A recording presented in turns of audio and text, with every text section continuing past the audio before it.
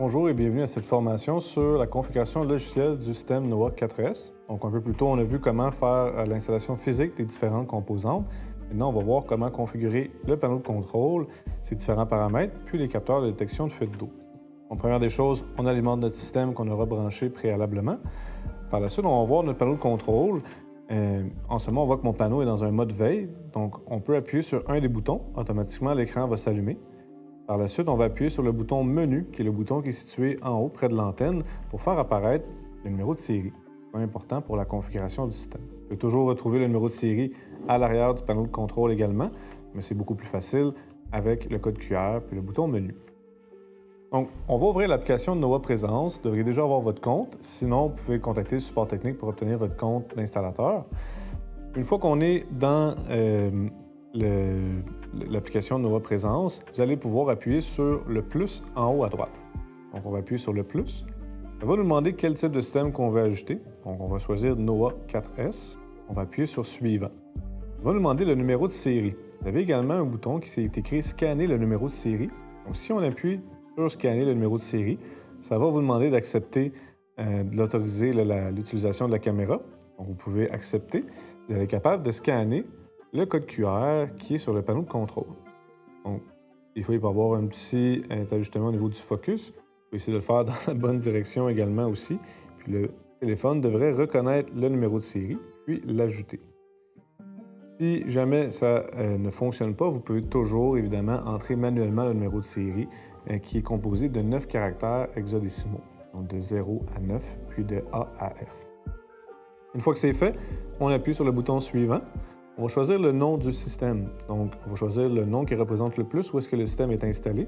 Ça pourrait être Condo 808, ça pourrait être Démo, ça pourrait être Maison. Généralement, on va essayer de donner un nom qui identifie quand même où est-ce que le système va être installé. Dans ce cas-ci, on va le nommer Démo Formation. Parfait. On va appuyer sur le bouton Suivant. On va nous demander différentes informations, c'est-à-dire c'est quoi le courriel du propriétaire, le numéro de téléphone du propriétaire, la propriété dans laquelle le système devrait être ajouté. Toutes ces informations-là sont optionnelles. Ils pourront être remplis par la suite. Si vous avez déjà les informations, on vous invite à les inscrire. Comme ça sera déjà fait. On va plus bas, on va appuyer sur le bouton S'inscrire. Donc, automatiquement, notre système va être ajouté à notre application mobile. On voit qu'en ajoutant le système, automatiquement, il y a une requête qui est envoyée au panneau de contrôle pour le reconfigurer avec certaines valeurs par défaut. Ce ne sera évidemment probablement pas les valeurs qu'on voudra. Donc, c'est ça qu'on va aller faire. On va aller configurer notre panneau de contrôle. Donc, dans l'application mobile, vous pouvez faire une recherche avec le numéro de série pour le retrouver plus facilement. Donc, si on recherche 2, 1, 3, par exemple, et 1, 0, on va être capable de trouver notre panneau de contrôle. On va voir que dans notre application mobile, on a notre système qui est ajouté, on a l'état de la valve, on a l'état de connexion à Internet. On voit l'icône de Wi-Fi, le bouclier rouge pour dire que le système n'a pas été testé. Donc, toutes ces étapes-là vont fonctionner au moment que le panneau est connecté à Internet. Vous avez deux possibilités pour la connexion Internet, soit au niveau du réseau cellulaire avec l'antenne externe. Dans certains cas, le réseau cellulaire ne sera pas nécessairement disponible ou va être très faible. À ce moment-là, vous pouvez toujours simuler un réseau Wi-Fi avec votre téléphone intelligent. Des fois, votre téléphone va être en mesure de se connecter à un réseau Wi-Fi existant puis de simuler un nouveau nom de réseau Wi-Fi, puis également le faire avec un laptop. Il y a deux réseaux Wi-Fi par défaut que le NOAA 4S connaît. Donc, le premier est 4S config, donc 4, le chiffre 4, S config en minuscule, puis le mot de passe va être configuration. Si c'est un téléphone Android, vous avez l'option pour créer le mode hotspot ou un partage de connexion. Si c'est un téléphone Apple, vous devrez changer le nom de votre appareil temporairement pour que le nom du point d'accès change également aussi. Donc, de cette façon-là, vous allez être capable de partager une connexion Internet à votre système NOAA 4S pour qu'il soit capable d'être connecté à Internet, puis que vous soyez en mesure de le configurer et de le configurer sur le réseau Wi-Fi du client dans le cas où le réseau cellulaire ne serait pas disponible. Généralement, avec l'antenne externe, vous n'aurez pas de problème. L'antenne est souvent plus performante qu'un téléphone cellulaire. Retournons à la configuration. On a cherché le numéro de série. On a notre système Démo Formation. On va appuyer dessus, puis on voit que l'application s'est connectée au système. On peut voir les informations liées au panneau de contrôle, le numéro de série, le panneau de contrôle. On peut voir les informations du propriétaire qui sont vides pour l'instant. On peut voir l'état du système. Donc, le signal Wi-Fi est excellent, le système n'a pas été testé, mais le système est OK. On a le bouton réinitialiser sourdine pour enlever l'alarme, mettre en sourdine. On a également le bouton de valve. Donc, si vous appuyez sur la valve, il faut vraiment maintenir enfoncé. En maintenant appuyé, c'est là que la commande va être envoyée. Donc, en ce moment, on a demandé à la valve de fermer. Puis, la valve nous confirme qu'elle a été fermée. On peut réappuyer dessus. La valve va ouvrir. En ce moment, on a demandé à la valve d'ouvrir. Par contre, notre valve est en train de fermer. Pourquoi? Parce que le système pense qu'il contrôle une valve qui est normalement ouverte, tandis que notre valve est normalement fermée. Donc, on va aller modifier ces paramètres-là. Sur les 3 petits points en haut à droite, on va appuyer, puis on va voir l'aperçu du système. Donc, les différentes informations qui étaient liées au système NOAA 4S.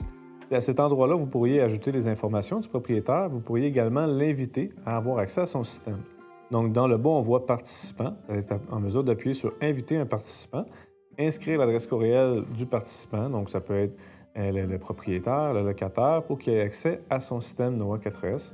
Évidemment, il aura accès à contrôler son système, mais il ne pourra pas modifier la configuration. On va aller modifier les paramètres. Donc, on va aller dans l'onglet paramètres en haut. C'est là qu'on va être capable de modifier les valeurs. Donc, on voit la langue English. On va le changer pour français. Vous allez avoir le fuseau horaire, la possibilité de suivre l'heure d'été. Donc, généralement, l'heure de l'Est, c'est probablement l'heure que vous êtes actuellement. Vous pouvez toujours changer avec le fuseau horaire qui convient le mieux. Vous avez également plus bas le délai de détection de la présence. Donc, c'est un délai qui permet de fermer automatiquement la valve lorsqu'il n'y a plus de détection de mouvement. Donc, lorsque le NOAA 4S est configuré avec un détecteur de mouvement, on peut automatiquement fermer la valve dès qu'il n'y a plus de mouvement détecté après un certain délai. Donc, par défaut, on a les options 4 heures, 6 heures, 12 heures, 24 heures.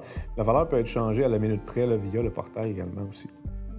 Vous avez le niveau de rétroéclairage. Donc, en ce moment, il est à 50 %. Le délai de fermeture automatique du rétroéclairage qui est de 120 secondes. Donc, en ce moment, on voit que le panneau, après 2 minutes, justement, a éteint. Donc, c'est le délai, finalement, là, avant que le panneau tombe dans ce mode de veille-là. Pour rallumer le panneau, vous pouvez toujours appuyer sur un des boutons. Automatiquement, l'écran va s'allumer. Les boutons vont s'allumer également aussi. Vous allez toujours avoir l'icône, pas l'icône, mais la LED de statut qui va vous indiquer l'état du système. Si jamais il y a une alarme, l'écran va rester allumé, puis les boutons également aussi pour aviser là, comme quoi il y a une alarme. Un peu plus bas, vous allez avoir les relais d'alarme et les relais de trouble. Ces boutons-là vont vous permettre de configurer normalement ouvert, normalement fermé, finalement, les contacts secs pour l'alarme et le trouble si vous voudriez connecter le système NOAA 4S à un système de sécurité ou à un autre système de contrôle. Vous avez les paramètres audio, donc le volume du système pour déterminer à quel volume le système va sonner. Généralement, 4 est assez pour déranger lorsqu'il y a une alarme, mais pas nécessairement pour être problématique ou trop fort. Vous avez le délai de réinitialisation du mode muet. Donc, ce délai-là permet de déterminer après quel délai le panneau va recommencer à aviser de façon audible qu'il y a un trouble ou qu'il y a une alarme. Donc, si jamais vous aviez une alarme, vous appuyez sur « Réinitialiser » pour le mettre en sourdine. Combien de temps ça va prendre avant que le système recommence à sonner? Par défaut, c'est 24 heures. Ce délai-là peut être ajusté. Il peut être ajusté à la minute près également aussi via le portail. Vous pouvez déterminer s'il y aura des alertes sonores ou non sur alarme ou sur trouble. Donc, vous avez 2 boutons qui vous permettent d'activer les alertes audibles, finalement, pour les alarmes ou les troubles. Une fonctionnalité qu'on a ajoutée qui est super pratique pour les utilisateurs est l'horaire des troubles audibles. Donc, ça permet avec ce bouton-là, finalement, de déterminer à quel horaire on va aviser le client d'un trouble. Donc, on s'entend qu'une batterie faible à 2 heures le matin n'est pas nécessairement utile pour un propriétaire. Généralement, les piles, même s'ils sont faibles, peuvent durer 6 à 12 mois quand même. Donc, on peut réveiller le propriétaire à 8 heures le matin plutôt qu'à 2 heures dans la nuit. Donc, vous allez être capable de déterminer c'est quoi l'horaire pour les troubles du dimanche au samedi. Puis, vous allez être capable de modifier finalement là, de quelle heure à quelle heure pour chaque jour individuellement. Ensuite, vous avez les paramètres des valves. Donc, vous avez la valve principale. Est-ce que vous allez être capable de lui donner un nom? Vous pourriez l'appeler valve eau chaude. Puis, si vous aviez une deuxième valve, donc si on choisit dans le mode de valve, double valve synchronisée, par exemple, on pourrait choisir que la deuxième valve s'appelle valve eau froide. Donc, vous êtes capable de donner des noms à vos différentes valves. Ça pourrait être également disjoncteur, air climatisé, ce qui correspond le plus à l'appareil que vous contrôlez avec le système NOAA 4S. Vous avez valve 1 normale, supervision de valve 1. Donc, ces deux options-là, l'option 1, valve 1 normale, permet de déterminer c'est quoi le type de fonctionnement de la valve. Quand le bouton est à gauche, c'est que c'est normalement ouvert. Quand le bouton est à droite, c'est que c'est normalement fermé. Donc, dans notre cas, on va l'activer puisqu'on a une valve qui est normalement fermée. La supervision de la valve, c'est ce qui nous permet de vérifier si la valve est ouverte manuellement ou si la valve est capable d'ouvrir ou de fermer. Donc, généralement, on va l'activer. Dans le cas de la deuxième valve, on va simplement désactiver le mode double valve puisqu'on a seulement une valve. Dans le cas où vous auriez deux valves, vous pourriez avoir le mode double valve indépendante ou synchronisée. La différence, c'est qu'indépendante, vous pouvez contrôler indépendamment une valve de l'autre. Synchronisé vous permet de contrôler les deux valves en même temps pour une utilisation plus simple pour l'utilisateur au panneau de contrôle. Vous avez le temps de transition de la valve. Donc, on s'entend qu'une valve qui est une demi-pouce, 3/4 de pouce, 1 pouce, va prendre en moyenne à peu près entre 5 et 10 secondes à fermer ou à ouvrir. Par contre, des valves qui vont jusqu'à 8 pouces vont avoir un délai de transition qui est beaucoup plus élevé. Donc, on recommande d'augmenter le délai de transition à au moins le double, si ce n'est pas le triple, du temps de transition de la valve. Donc, si une valve de 2 pouces prend, par exemple, 30 secondes à ouvrir, généralement, on va recommander de mettre un délai de transition de 90 secondes pour être capable de couvrir comme il faut la transition d'ouverture-fermeture de la valve. Maintenance des valves, donc ça, c'est ce qui nous permet de déterminer l'entretien des valves. Par défaut, l'entretien va se calculer 7 jours après l'installation du système, mais vous pouvez tout de même déterminer une heure de maintenance personnalisée. Donc, vous allez être capable de déterminer à partir de quelle journée puis de quelle heure la valve va faire son entretien. Vous pouvez également forcer l'entretien de la valve maintenant si vous voulez. Vous avez paramètres de gestion de l'alimentation, ce qui vous permet de gérer les notifications liées à l'alimentation de la batterie de secours. Donc, il peut y avoir une batterie de secours qui est ajoutée pour être capable de déterminer quand est-ce que le panneau est alimenté sur la batterie ou lorsque la batterie est faible. Donc, vous allez avoir certaines valeurs à respecter. Généralement, ces valeurs-là vont être indiquées avec la batterie de secours que vous allez ajouter. Pour l'instant, on n'a pas de batterie de secours, donc on va simplement le désactiver. Dernier paramètre, les paramètres réseau. Donc, si on voudrait connecter le panneau NOAA 4S à un réseau Wi-Fi, on va pouvoir le configurer ici. Donc, par défaut, il est connecté au deuxième réseau Wi-Fi qui connaît, qui est NOAA 4S en majuscule avec le mot de passe 1, 2, 3, 4, 5, 6, 7, 8. Donc, c'est le nom de réseau Wi-Fi par défaut qui est configuré dans le système NOAA 4S. Le réseau 4S config, lui, apparaît seulement au redémarrage du panneau de contrôle dans le cas où aucun des réseaux serait disponible. Donc, si on veut configurer le réseau, on peut l'entrer manuellement. Sinon, on peut faire une recherche Wi-Fi. Les différents réseaux Wi-Fi devraient nous apparaître. Puis par la suite, on pourra choisir notre réseau puis monter le mot de passe pour tenter une connexion Wi-Fi. Une fois que tous nos paramètres ont été modifiés, on va appuyer sur le bouton « Mise à jour ». Donc, automatiquement, notre système va se mettre à jour. Donc, on voit maintenant que mon système est en français. On voit que ma valve suit le bon état. Donc, on voit « Valve eau chaude ouverte ».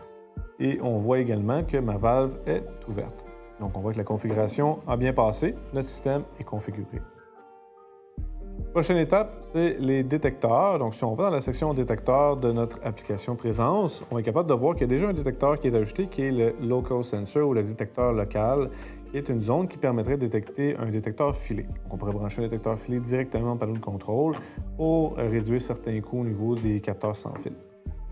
Dans le cas, on n'en a pas, donc on va le laisser désactiver.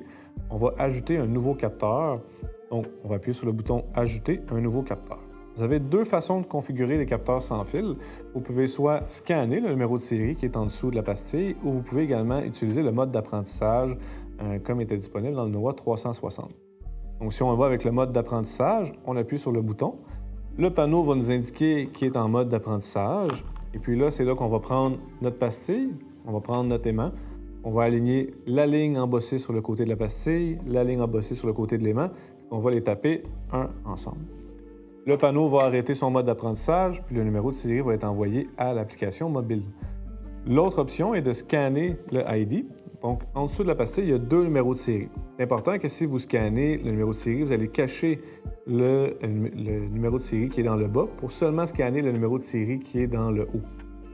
Donc, vous allez être capable de appuyez sur le bouton « Scanner le ID ». Vous allez être capable de scanner le numéro de série.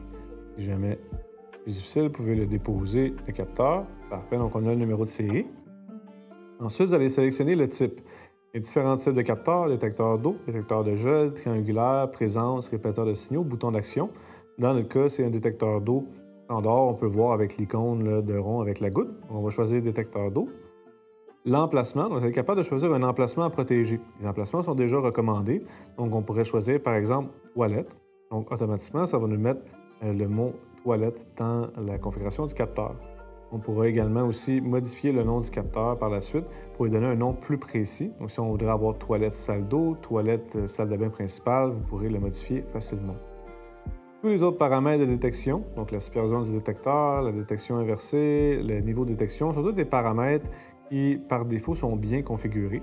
Par contre, vous pourriez décider que, par exemple, le capteur ferme seulement la valve principale ou ferme seulement la valve secondaire ou ouvre une des valves ou est considéré comme un détecteur de présence. Donc, vous avez différentes options. Généralement, les options qui sont déjà là sont les bonnes, considérant que vous avez choisi le bon type de capteur. Donc, si on va plus bas, vous allez être capable de sauvegarder les changements. Une fois que les changements vont être sauvegardés, vous allez voir votre capteur qui a été ajouté. Si vous voudriez modifier le nom, donc on voit ici le nom toilette, on pourrait ajouter toilette salle d'eau. On va pouvoir aller dans le bas, sauvegarder les changements. Automatiquement, notre capteur a été sauvegardé. Si on appuie sur la flèche qui nous permet de retourner, on va voir qu'on a un capteur qui a été ajusté, toilette salle d'eau, mais qui a un bouclier rouge à gauche. Pourquoi? Parce que le capteur n'a pas été testé. Donc, pour les systèmes no-code, on veut s'assurer que votre installation est toujours à la perfection. Donc, on vérifie si vous avez activé votre capteur. La première étape pour valider que le capteur a été testé, il faut refaire l'activation avec l'aimant. Donc, le même principe que tantôt, on tape, on enlève, un trouble de sabotage va être détecté au panneau de contrôle, va disparaître quelques secondes plus tard. Ça, c'est la première étape. La deuxième étape, on va mouiller 2 doigts. On va toucher 2 points en or, un à côté de l'autre. Automatiquement, le détecteur va envoyer son signal d'alarme. Le panneau va tomber en alarme pour aviser qu'il y a eu une détection d'eau. Si j'enlève mes doigts, le capteur va envoyer son signal de rétablissement. Puis là, je vais être en mesure de mettre en sourdine puis réinitialiser le système. Donc, la réinitialisation peut se faire à partir du panneau de contrôle ou à partir de l'application. Les deux cas vont être fonctionnels. Maintenant, si on regarde dans l'application, on voit que j'ai un bouclier vert à côté de mon capteur toilette salle d'eau. On voit que le capteur a été testé. Pour facilement expliquer le fonctionnement du système au client, ce qu'on vous recommande de faire, c'est d'utiliser les boutons. Donc, le bouton qu'il faut appuyer, c'est toujours le bouton qui est allumé. En ce cas ici, vu que ma valve est ouverte, le seul bouton que je peux appuyer, c'est fermer valve. Si j'appuie sur peu importe un autre bouton, ça ne fonctionnera pas. J'appuie sur fermer valve, automatiquement, ma valve va fermer. Une fois que ma valve est fermée, le seul bouton que je peux appuyer, c'est ouvrir valve. Donc, c'est le seul bouton qui est allumé. On appuie sur ouvrir valve, la valve ferme. Donc, c'est facile de toujours indiquer au client, la seule option que vous avez à faire, c'est d'appuyer sur le bouton qui est allumé. Sinon, c'est qu'il y a encore une problématique à régler. Dans le cas d'une détection d'eau, une détection d'eau sur un capteur, le système va tomber en alarme. On peut toujours le mettre en sourdine. Et vu que le capteur détecte encore de l'eau actuellement, tous les boutons sont désactivés. Pourquoi? Parce que le capteur détecte encore de l'eau. Comme qu'on voit à l'écran, alarme, détection d'eau, toilette, salle d'eau, puis on voit la durée en secondes, minutes, heures dans le bas. Donc, tant en temps que le capteur détecte de l'eau, ce sera impossible d'annuler l'alarme et d'ouvrir la valve. Donc, on va au capteur, on sèche le capteur. Une fois qu'on a séché le capteur, vous allez être en mesure de réinitialiser. Puis d'ouvrir la valve. Parfait. Donc, une fois que vous avez configuré un capteur, ça va être de répéter les mêmes étapes avec tous les autres capteurs jusqu'à temps que tous vos capteurs soient configurés. Donc, vous avez un maximum de 64 capteurs ou 32 capteurs sont configurés en eau et en gel.